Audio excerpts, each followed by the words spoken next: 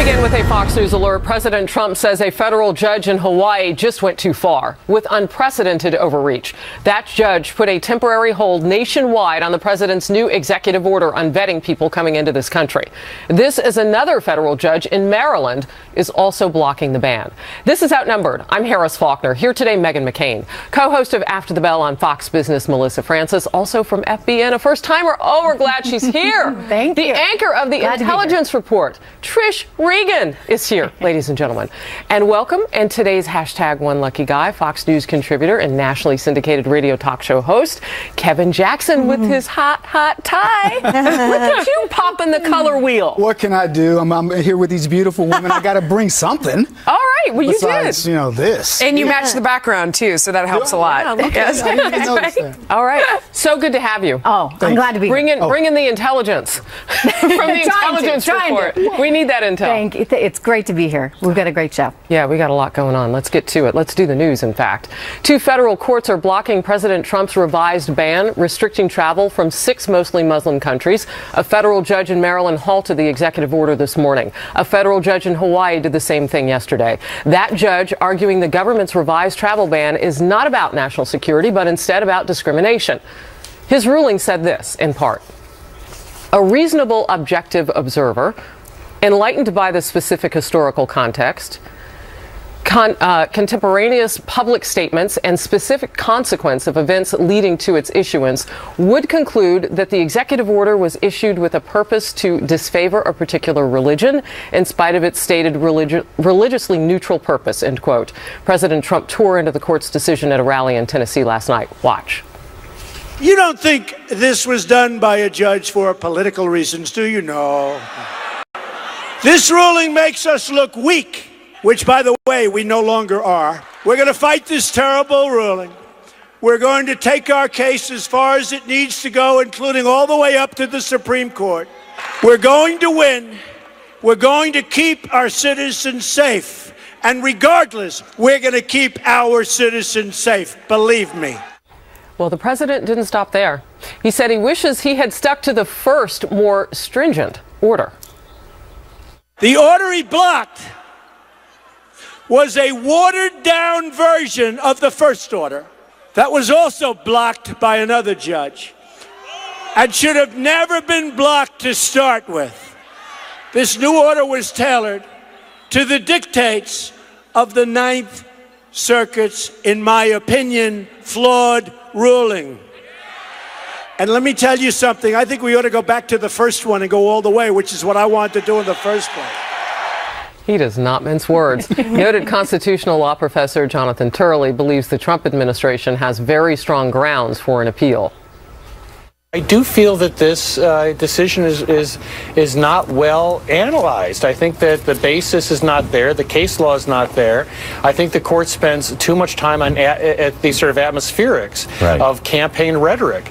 There's a lot of case law there supporting the president. I think the judge wrote this in a way that makes it quite vulnerable on appeal, even in the Ninth Circuit.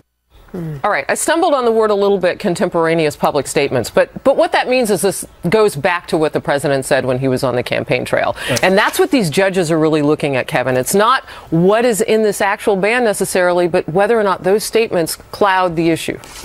Well, let's go back a little bit. I think what the left is still living on is sort of muscle memory. They believe they've won. And I think what you're seeing is the judges are still sort of reacting to the leftist policies that got Hillary Clinton not elected.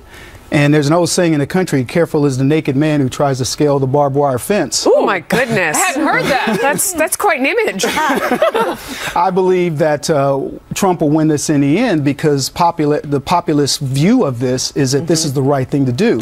I mean, we can try to brush over the idea that the Muslims are not causing these problems, but this is a worldwide issue, and it's not just it's not going to go away. And I think most of Americans believe that we do have a problem that's around Islam. Now, that's not condemning the entire, religion, but I think many people believe that this is a real problem. You know, it's interesting, Trish, when you hear the president say, well, I should just go back to the first one. Part of the criticism about the second EO is that some of the language that these judges are hanging their hat on actually didn't change in the second executive order. I think he's also doing this for reasons that appeal to his base. So in the first one, when it came to visas that people from these countries, these originally 7 countries, they would be affected by, he basically made it all retroactive, right? And that became a sticking point, because once the U.S. issues a visa, the thinking is, okay, it's good to go. You can't change that. So that was one of the big things he changed. I think this second version is pretty ironclad, and it should do just fine. But I think there's an aspect to this where he's out there trying to get the base on board. And so he's saying, no, he's doubling down. He's saying, I need to go back to what we did originally because it was stronger, it was tougher. And I agree. I think a lot of Americans, they'll come around to this. All right, real quickly, because I want to throw this up. We've got some breaking news. Before we get there, I want to show what Trish was just talking about, and that is the travel ban slightly more popular, the original travel order, than the new one. That gives credence to what you were saying. Yeah, and I think part of the reason why people have gotten a little nervous in recent days is because of the backlash.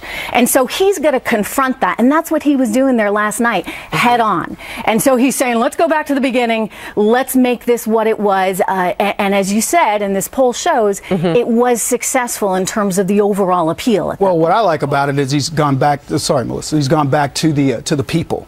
And he's making a case that, look, folks, this is, first of all, it's not a ban because the majority of Muslims are still able to come into the country. So the idea that it's a religious ban is wrong. It's actually a ban of the countries that are causing us problems. But if you actually look at the numbers we have on the screen of the most recent travel ban, more people disapprove of it, 54%. So it's kind of going, as far as the public is going, it's going in the wrong direction. Excuse me, I'm going to step in here. And let's take that live picture full if we can. You see House Speaker Paul Ryan there with what looked like a glass of Guinness.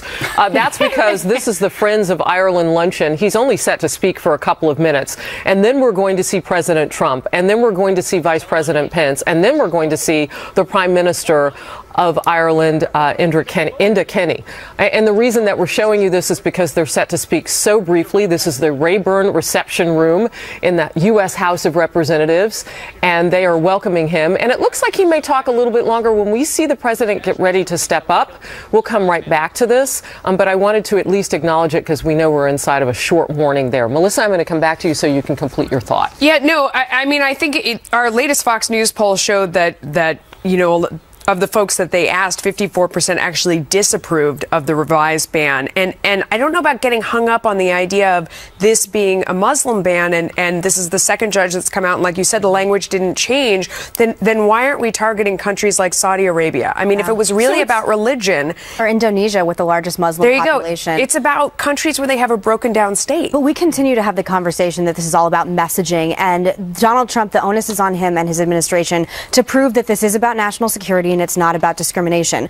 At the beginning of the show, you brought up Muslim countries and people who worship in Islam. I think there is a complete and utter misunderstanding of what this is and what the intentions are, which are exacerbated by some people like Mayor Giuliani who go back on TV and say it's a Muslim ban. So I think the rollout was so choppy in the beginning that they need to do a lot of, pickup work in the meantime to show the American public that this is really just about keeping us safe. So, and that's an interesting point, because you look at the numbers that you just brought forth, that people, how they feel about it on one hand, but if you compare the two bans, they prefer the first one first because, I guess because there's not that much difference to them. I think that poll, you got to, again, I don't know what the basis of the PR. question. Maybe it's the PR. Yeah, that's true. That's a great point. How did they ask the question? What it could have been is people were upset more about the fact that he backed down, and so they prefer, you know what I'm saying? You know what? I do want to bring up something, though, Trish, because the president said the urgency of this had to do with national security. And you heard this judge in Hawaii, and, maybe the judge in Maryland would make the same argument since it seems to be effective for them right now as it's halted,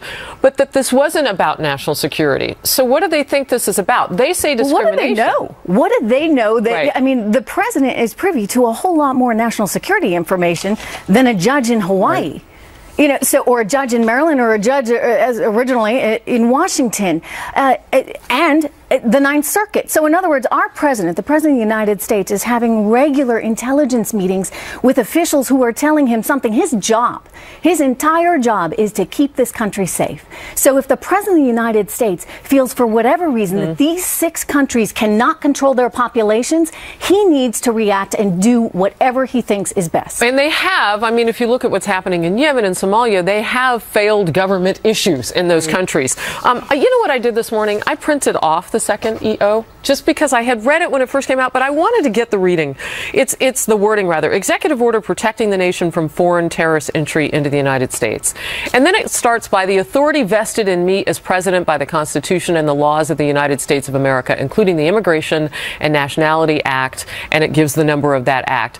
So as you say, this is not like he went and he pinned a second order just because he could. I mean, he knows that it's going to be challenged. It's acknowledged in the first, you know, anytime a president puts these words in something, he knows that it's going to be challenged, but it's within his purview to do so. Sure, and I think that I think there probably is something that allows him to just make a complete national security issue and overrule the judges. But I think that. So why don't they give deference to that? You don't hear them even mentioning it. Who can speak to the mind of leftism? But what I will say is, and I certainly wouldn't wish this on anybody, Trump has had a knack for getting things happening at the time that he needs it to happen. If you go back and look at the campaign, some of the things that occurred. I would hate that a terrorist attack would occur in the United States, but don't be surprised if something like that does occur to sort of reinforce what he's been talking about. All right, let's go back to the Friends of Ireland luncheon now live on the House. The president is getting ready to step up to the lectern. You're looking right now at Speaker Paul Ryan. He picked up his glass of Guinness for a second time. People, this is St. Patrick's Week, as you know, and the President of the United States is hosting the Prime Minister of Ireland and others in this room. Let's watch and listen to his remarks together. Thank you very much.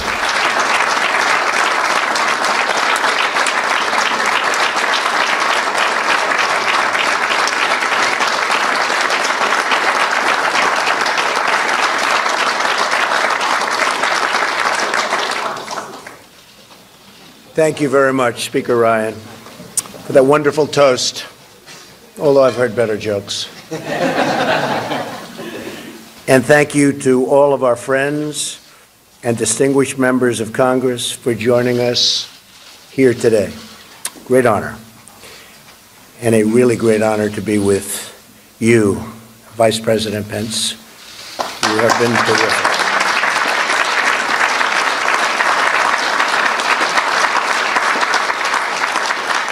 And all of our friends welcoming Taoiseach. That's my new friend. This is my new friend.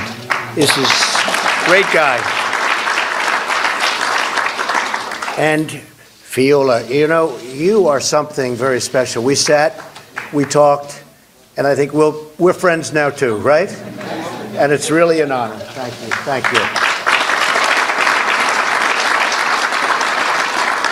Thanks, Fionnuala. Appreciate it. Also, the delegation members, very, very special. We've spent some time together, and we're going to have a very, very great long-term relationship, as we would with Ireland anyway, but this is a very special group, so I very much appreciate it. We're here today to celebrate America's commitment to Ireland and the tremendous contributions, and I know it well, the Irish immigrants and their descendants have made right here in the United States and throughout the world.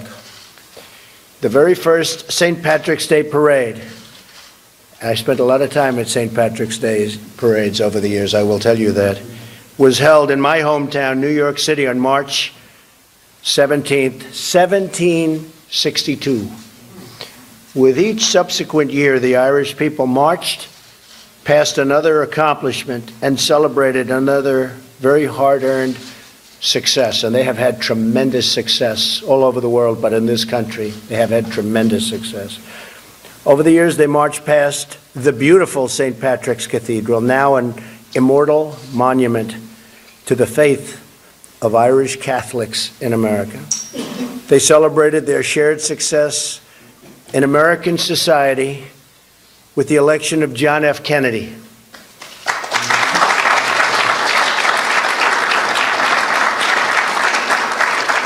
They fought for America in war, in combat, and their battlefield courage has earned admiration and acclaim throughout the world. They have great courage.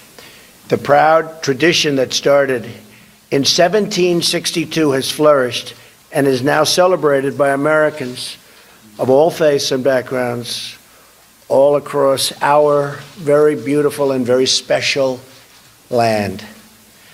As we stand together with our Irish friends, I'm reminded of that proverb, and this is a good one. This is one I like. I've heard it for many, many years, and I love it. Always remember to forget the friends that proved untrue, but never forget to remember those that have stuck by you. We know that, politically speaking. A lot of us know that. We know it well. It's a great phrase. The people of Ireland and the people of the United States have stuck together through good times and bad times. Over many centuries, we have built a bond that thrives, inspires, and endures. And with us, it's going to be closer than ever before, I can tell you that.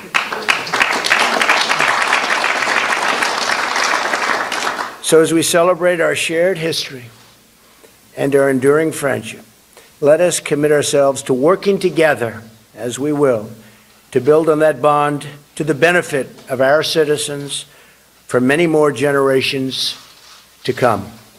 Thank you, God bless you, and may God always bless our deep and lasting friendship and relationship. We love Ireland and we love the people of Ireland. Thank you very much for being here.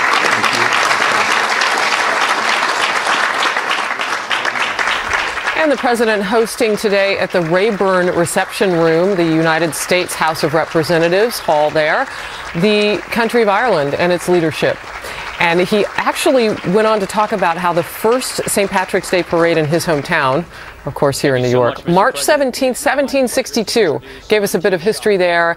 And you see the House Speaker is there as well, the Prime Minister of Ireland getting ready to speak. So this is the Friends of Ireland luncheon that we were bringing you live so you could see parts of that. He did get political for just a second with a proverb. He said, always remember the friends who proved untrue. But never forget to remember those who stuck by you. So that was kind of an interesting little nugget from the president. Fox News alert: President Trump delivering a budget blueprint to Congress that marks a dramatic shift in how he thinks Washington should be run. It's calling for massive cuts to domestic spending by slashing funding to the EPA, the arts, and medical research. These cuts are to fund a big increase in military spending and to make a down payment on the border wall. Chief White House correspondent John Roberts is live at the White House. Hi, John. Megha, good afternoon to you. According to the OMB director, this is a budget that's all about hard power, not soft power. And that's why we see a $54 billion increase in spending in defense spending at the Department of Defense and in a couple of other areas as well. The Department of Homeland Security gets an increase of $3 billion. The Department of Veterans Affairs gets an increase of $4 billion. But there are commensurate cuts across the rest of the discretionary budget, including the State Department gets whacked for 28%, EPA a 31% reduction, and then there is a reduction of 17% at Health and Human Services. There is a budget for the border wall, $1.5 billion to begin construction this year, $2.6 billion earmarked for 2018. And then there's those cuts in the State Department as well as EPA and the Department of Health and Human Services. By the way, 3,200 people at the EPA may lose their jobs. The OMB director, Mick Mulvaney, told us yesterday, basically what he did was he went through all of the president's speeches and put together a budget that reflects all of the budget priorities that the president talked about. Here's the OMB director. You had an American first candidate, you have an America first president, now you have an America first budget. We're spending more money to defend the country, more money to enforce the laws, more money to secure the borders, more money to take care of our vets, more money for school choice, and less money for things like foreign aid. That's exactly what the president said he was going to do. That's what the budget is. Now, this thing could run into a brick wall among Republicans in Congress. Some people think that the cuts are too severe, that they're happening too quickly, and a lot could change between now and the time that the budget is finally passed by Congress. Listen to how the Speaker of the House, Paul Ryan, put it just a short time ago. When a president submits a budget, that is the beginning of the budget process. then it goes to the budget committees, then it goes to the appropriation committees, and we'll have a full hearing about how priorities will be met. But do I think we can cut spending and get waste out of government? Absolutely.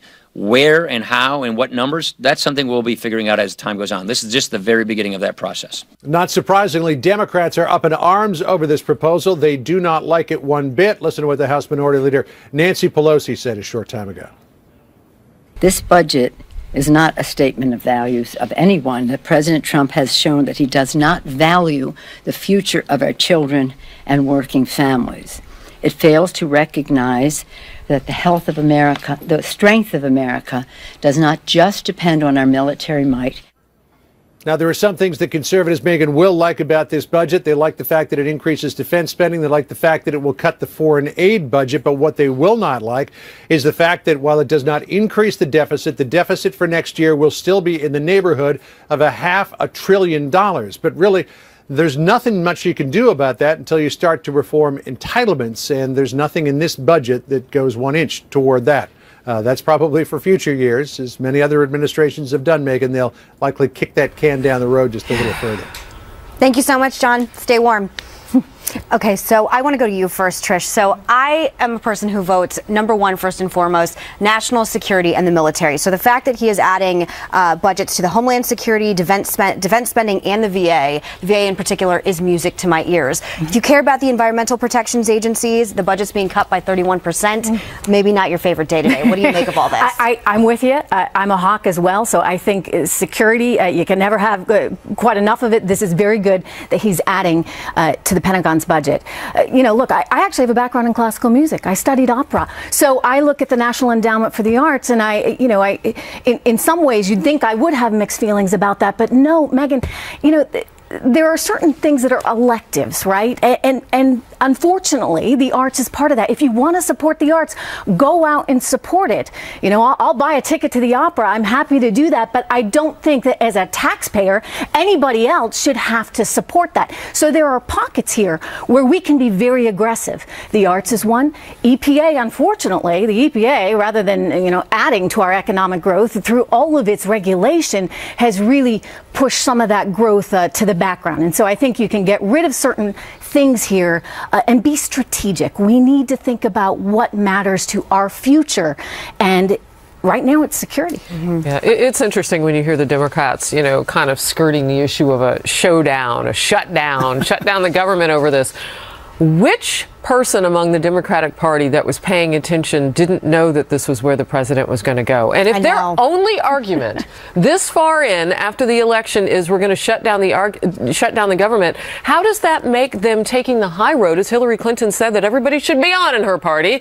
How does that make that palatable for them? Don't they have any other options? The VA is so important. He ran on this. If you remember, Donald Trump had a special event during one of the debates for our veterans. The VA scandal has been historically one of the most embarrassing and dark moments in our history, and the fact that he is committed with money to fixing it, I think Americans should be applauding this. Americans are, let me tell you, the Joker couldn't have a bigger smile that's on my face, and I think I speak for a lot of Americans. I'm happier than a hippie that made it through customs when I saw this. This is an amazing budget. It goes right down the line with everything. It goes right down the line with everything Donald Trump says. And you know what? I think it was a little bit of a gotcha, to your point, Trish, that he went after some of these things that were really rounding errors in terms of the budget. But they were more symptomatic of, you know what? You can do these things on your own. Is it really tough to get through, though, when you think about sort of the politics involved? Do you think right? Democrats are going to try to shut down the government over this? I wouldn't be surprised. That's not going to go over well, but they don't want any more unpopular if they do that. Before they start crying, I went back and pulled the numbers about how much these agencies grew under the Obama administration. And before we cry about Health and Human Services losing 17%, they expanded almost 40% under President Obama. Exactly. So they're still way ahead. The State Department down 28%. Well, guess what? Also expanded 37.4% under President Obama. And the flip side of that is still way ahead from where they were before. I am organizing the Girls' Weekend to Vegas. Sorry. So you can hear Trish Regan sing opera. Wow. I love it.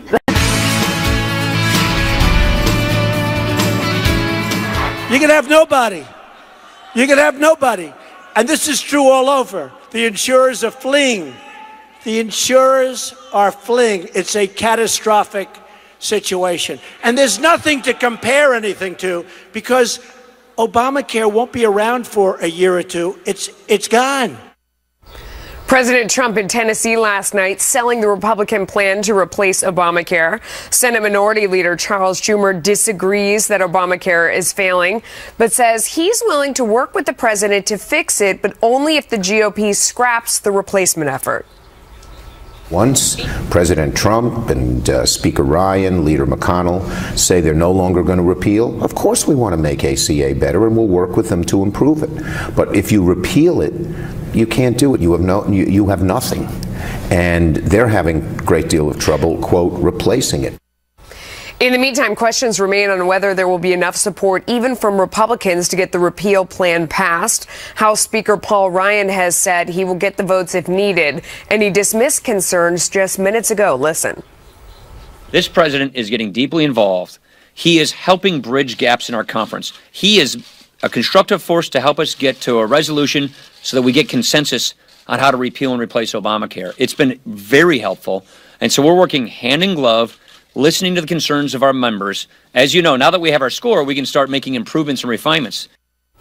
And the health care bill clearing a big hurdle this morning in the House. The Budget Committee voted in favor of moving it forward, despite 2 Republicans voting against it. So, Kevin, I have talked to a number of Democrats over the past couple days who want to stick with Obamacare. And when I asked them, how do you deal with the fact that the health insurance companies are leaving and that there's either one or no choices, they say the answer is simple. Premiums have to go up, and you pay for that with more subsidies, so more taxpayer dollars. Working people transfer money from working people to healthcare companies. And they're not even embarrassed to give me that answer. Yeah. I mean, I've gotten that answer straight up from so many Democrats. It's amazing to me. What do you think? As I said earlier, I think the Democrats are still under the delusion that they've won. And they're not used to somebody who's really willing to attack this thing head on, not worry about the politics, or as they say in D.C., the optics of this, and that's Donald Trump. So I think they're going to be in for a very rude awakening as to how this goes. And I also believe this is true of the Republicans. I think Paul Ryan and these guys are going to find out that Donald Trump's not going to take any prisoners when it comes to this. A lot of the obstructionism that occurs in D.C. are things that Donald Trump as a businessman works around. And as a former management consultant, I will tell you, he sees all these no's and all these obstacles as, look, this is lint on my suit. And so he's going to be brushing these things off. So I think politically, it's going to be a hot button for a while. But nobody liked Obamacare. I mean, I shouldn't say that. The majority of the people were not for Obamacare at the beginning. So I don't believe that there was this overwhelming thing for it. Now it's just a sell of, can we make people believe that they still love this thing? And nobody really loved it from the beginning. Megan, going to the GOP's plan, I mean, do you think that they have the votes? What happens from here? Because it's going to be a very tough negotiation. I am looking forward to watching the art of the deal in action. If you can get Paul Ryan and Rand Paul on the same page about this and get the Freedom Caucus people and the so-called establishment on the same page, then he deserves a medal and he will 100% prove himself to be the capable president that he was elected to be. Sounds like you have doubt, though. It's not on President Trump's fault. I think the Freedom Caucus is willing to sit on their ideological high horse and totally give up the replacement and repeal in order to have their ideological purity intact, instead of doing what's good not only for the Republican Party, but what's good for the country as well. I would like these people to start working together, quite frankly. I think President Trump deserves to have the Republican Party work together.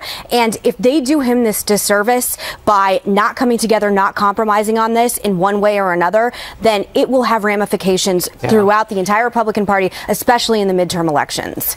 Megan, don't you think you run the risk, if you're one of those Republicans that's not going to get on board here, of having your voters very upset because effectively, this is one or the other. You're just voting for more Obamacare. But I think their ideological purity may be more important to them than what's good for the country. Well, I'm concerned right now. I really am. And I don't think Paul Ryan has done a great job with his messaging, which we have discussed at length on the couch. But I think we have to come together and make this work. I think President Trump is the person to come together and make this work. Yeah. But some of these politicians have got to understand repeal and replace we have ran on for the past 6 years. And if we blow this, they will have no more faith in the Republican Party. I would just quickly say this about the president, and it echoes what I've been saying all along. He is the only one with enough political mojo at this point to cover everybody. And if he should want to push through those things he promised on the campaign trail, he's got to stand up and do that. I fully expect him to. We're watching the sausage be made.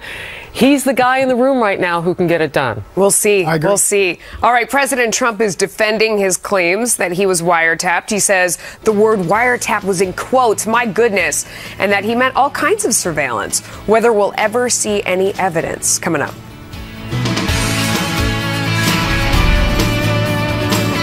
We are back on this Friday Eve, people. President Trump is defending his wiretapping claims. Watch what he told Tucker Carlson. When I say wiretap, those words were in quotes. That really covers, because wiretapping is pretty old-fashioned stuff, but that really covers surveillance and many other things. And nobody ever talks about the fact that it was in quotes, but that's a very important thing. But wiretap covers a lot of different things. I think you're going to find some very interesting items coming to the forefront over the next 2 weeks. Meanwhile, leaders of the House Intelligence Committee say they have not seen any evidence supporting the president's allegations. They are seeking more information from the Justice Department as well as from the FBI director, James Comey. Meanwhile, here's what House Speaker Paul Ryan said just today about those wiretapping claims. The point is the intelligence committees, in their continuing, widening, ongoing investigation of all things Russia, got to the bottom, at least so far, with respect to our intelligence community, that no such wiretap existed. Do you believe the president, though, when he says, do you believe the president? When he says that he was wiretapped, when he says that he was wired, when he says that President Obama ordered wiretaps of Trump Tower, do you believe? No, that's what I said. We've cleared that up, that we've seen no evidence of that. Oh, so he cleared it up. Wow. But it is interesting because you talk about the quotations that were used. You and I were just mentioning this. I want to get your thoughts on that, but also this idea that wiretapping, the way that the president understood it, could be a whole host of electronic gathering. Technically, though, it's a very specific legal thing. No, absolutely. And I hear what you're saying. But at the same time, I think that at any given point in time, there's one topic that he has a certain group off chasing and totally distracted with. I call them the shiny object. And it's whether it's a tweet or whatever. I mean, I think it's brilliant marketing. I think that he does this on purpose, that he I mean, if you look back in time, at any one particular time, there's this off-the-wall sort of story that a good portion of the media is chasing, and that so in this instance, people, I think it's intentional. It's the tweet, the wiretapping. What did that deflect from? Jeff Sessions. I think it all... that was the scandal. On that day, it was deflecting from Jeff Sessions, and I think it's deflecting from whatever normal business is going on, or it's feeding a certain narrative that's going on. I agree with you that he does that. I agree with you that he does that. I disagree that that's what this was. I think that when this came up, he had already been spied on. His conversations with the Mexican president. Yeah, we knew those conversations. We knew the actual conversations. So for him, at first it was sort of this little tepid response to it. But then I think when it sunk in that, wait a minute, my private conversations are being monitored. And I don't know what I'm going to be negotiating next. I think the serious nature of what happened kicked in. And I think that at that point, Trump said, we got to get to the bottom of it. And then it became, well, let's look at all the evidence. And the evidence that Paul Ryan dismisses are things like what happened with the journalist and other spying that the NSA has been doing even on regular American citizens. So I think that when you put all that into context, Trump is going, hey, this is beyond the pale. Yeah. So, Trish, what this speaks to is that deeper issue of leaks. And I'm not sure who among us wouldn't want to get to the bottom of that, because that's about national security. Right. We know a whole host of things that we wouldn't know because of those leaks. That's right. And do keep in mind that the Obama administration changed the rules right before he left office so that information could be shared and theoretically leaked right around the time that Trump came in. I spoke to the former head of the NSA, Keith Alexander, about all of this. His theory was that Donald Trump did see something. He saw something that caused him to react. He thought perhaps he misinterpreted it, which could get to the wiretapping issue, maybe not being exactly wiretapping, but there was something that he saw that bothered him significantly enough. So the president's response, if you've been watching to that, is that, well, not going to go into detail, and I'm paraphrasing him now, because I don't want to basically stab at the efficacies of the agencies that are looking at this. I mean, they have to be effective. So if you undercut that by saying what he saw, that's a problem. I think it's two things there, Harris. First of all, there's your point. The second point is, does he know really what to say? He's run pretty loose. To be protective and be informational. Well, that's an excellent question. Yeah, and not get himself in a pickle, which I think part of this is there are people that are trying. I think he's being baited. Tell us what it is, and then suddenly he's in violation of some sort of an actor. Or he endangers one of the, not endangers, but compromises one of those agencies. Compromises one of the operatives. That's such an excellent question. Well, there we go. Call him. I don't know. All right, we'll move on. Another public figure frequently taking to Twitter. Former first daughter Chelsea Clinton, now fueling speculation of a political run. Meghan McCain is already teasing out. Do voters want more of the Clintons? Meghan, do they? Oh, you got to wait for the commercial break. We'll be right back.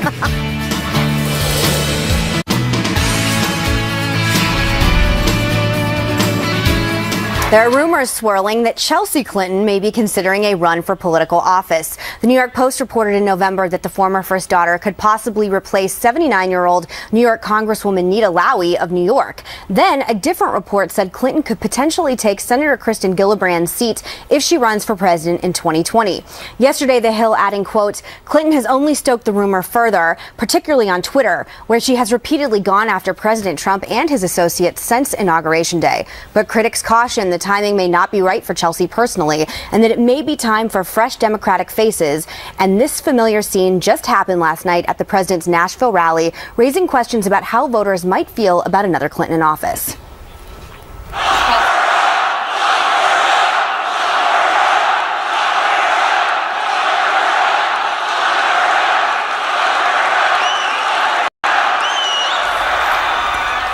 Oh my God. Okay, what fresh hell am I living in where I am going to have to sit through Chelsea Clinton running for office? What do I have to do to make a Clinton stop running for office? We don't like you. She deserves it.